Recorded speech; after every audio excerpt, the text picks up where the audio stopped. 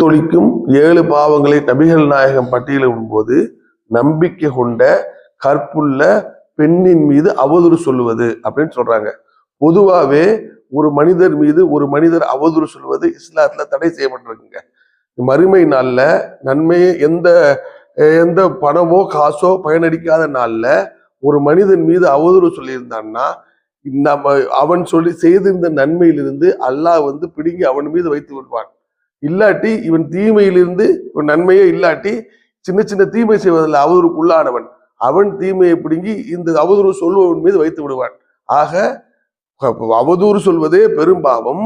இதுல கற்புள்ள நம்பிக்கை கொண்ட பெண்ணின் மீது அவதூறு சொல்வது பெரும்பாவமா இருக்குங்க.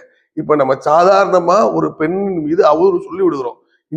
இதை மனதில் வைத்துக் கொண்டு கற்புள்ள நம்பிக்கை கொண்ட பெண்ணின் மீது அவதூறு சொல்வது, கற்பை குறித்த அவதூறு சொல்வது பெரும்பாவத்துல வருதுன்னு நம்ம விளங்கி கொண்டு எந்த கட்டத்திலும் இந்த பெரும்பாவத்தை ஈடுபடக்கூடாது. நமக்கு தெரிஞ்சாதான் சொல்லணும், சாட்சி இருந்தா தான் சொல்லணும்.